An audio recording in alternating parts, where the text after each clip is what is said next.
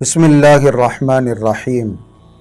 محترم ناظرین، married life اور اسلام اس موضوع پر ڈسکس کیا جا رہا ہے۔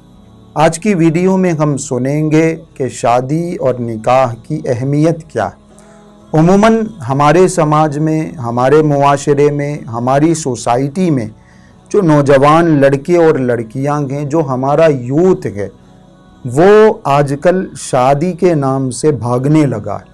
وہ میرڈ لائف گزارنا نہیں چاہتے، بیچلر لائف کو انجوائے کرنا چاہتے ہیں، وہ مزے سے رہنا چاہتے ہیں، آزاد رہنا چاہتے ہیں۔ ان کا ماننا یہ ہے، ان کا خیال یہ ہے کہ میرڈ لائف کا مطلب ایک قید کی زندگی گزارنا ہے، ہم ایسے ہی اچھے آزادی کے ساتھ رہیں گے۔ حالانکہ نبی کریم صلی اللہ علیہ وسلم نے شادی اور نکاح کے بارے میں بڑی تفصیل کے ساتھ، بڑی تاکید کے ساتھ ہدایتیں عطا فرمائیں، اہمیت بتائی نبی کریم صلی اللہ علیہ وسلم۔ 3 روایتیں آپ کے سامنے پیش کی جا رہی ہیں، ان روایتوں کو سنیے اور ڈیسائیڈ کیجئے، فیصلہ کیجئے کہ شادی کرنا کتنا زیادہ ضروری اور اہم ہے۔ پہلی روایت، شادی اور نکاح گناہ سے بچاؤ کا ذریعہ۔ ترمذی شریف کی روایت ہے، نبی کریم صلی اللہ علیہ وسلم نے ارشاد فرمایا، یا معاشر الشباب من استطاع منکم الباءۃ فلیتزوج۔ جس کے اندر استطاعت ہو، نوجوانوں کو خطاب کر کے فرمایا گیا، جو شادی کر سکتا ہو وہ شادی کر لے، فإنہ اغض للبصر واحسن للفرج۔ اس لیے کہ شادی کی وجہ سے انسان کی اپنی نگاہیں جھک جاتی ہیں، اس کی شرمگاہ محفوظ ہو جاتی، اور شادی گناہوں سے بچنے کا ایک ذریعہ ہے۔ اس لیے شادی کرنا بہت زیادہ اہم ہے۔ دوسری روایت ہے کہ بغیر نکاح کے رہنے والا، بغیر شادی کے رہنے والا شیطان کا بھائی۔ روایت میں آتا ہے، مسند احمد کی، ایک صحابی ہیں حضرت عکاف ابن بشر، نبی کریم صلی اللہ علیہ وسلم کی خدمت میں تشریف لائے۔ آپ علیہ السلام نے ان سے پوچھا، تمہاری شادی ہو گئی، بیوی ہے؟ فرمایا نہیں اللہ کے رسول، بیوی نہیں۔ آپ علیہ السلام نے پوچھا، کیا کوئی باندی ہے، کنیز ہے؟ فرمایا نہیں اللہ کے رسول، باندی بھی نہیں، کنیز بھی نہیں۔ فرمایا کیا تمہارے حالات اچھے ہیں، خوشحال ہو؟ فرمایا نا موسر، اللہ کے رسول میں خوشحال ہوں، مالدار ہوں۔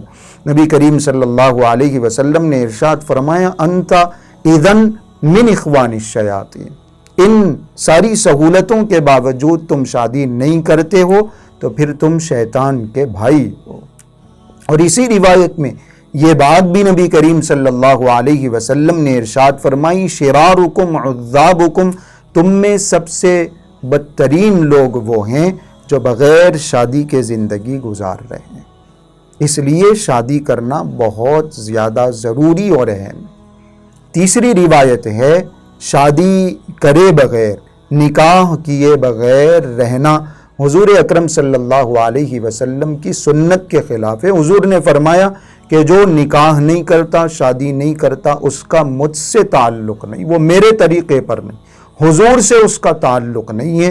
بڑی مشہور روایت ہے بخاری شریف کی، 3 صحابہ آئے آپ علیہ السلام کے معمولات کے بارے میں، عبادتوں کے بارے میں، نبی کریم صلی اللہ علیہ وسلم کی راتوں کی جو آپ علیہ السلام کی بندگی ہے، اس عبادت، اس بندگی کے بارے میں پوچھا، معمولات کے بارے میں حضرت عائشہ سے پوچھا۔ حضرت عائشہ رضی اللہ عنہا نے بتا دی ساری تفصیلات۔ صحابہ نے دل میں یہ بات سوچی، یہ خیال کیا کہ آپ کو اعمال کی، عبادتوں کی کوئی ضرورت نہیں ہے، لیکن پھر بھی حضور اتنی بندگی کر رہے ہیں، اتنی عبادت کر رہے ہیں، تو ہمیں اور زیادہ کرنا چاہیے۔ اس لیے ایک صحابی نے ارادہ کیا کہ میں رات بھر نفل نماز پڑھوں گا، ایک صحابی نے ارادہ کیا میں مستقل روزے رکھوں گا، ایک صحابی نے ارادہ کیا میں شادی کیے بغیر بس اللہ کی بندگی میں لگا رہوں گا۔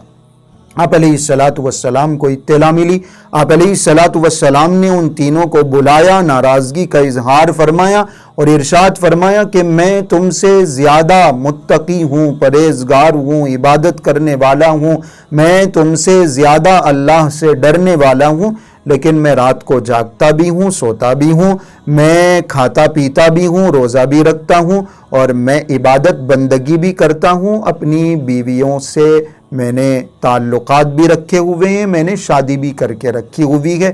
اس لیے جو شادی نہیں کرے گا فمن رغب عن سنتی فلیس منی، وہ مجھ سے، میرے طریقے سے تعلق رکھنے والا نہیں ہے۔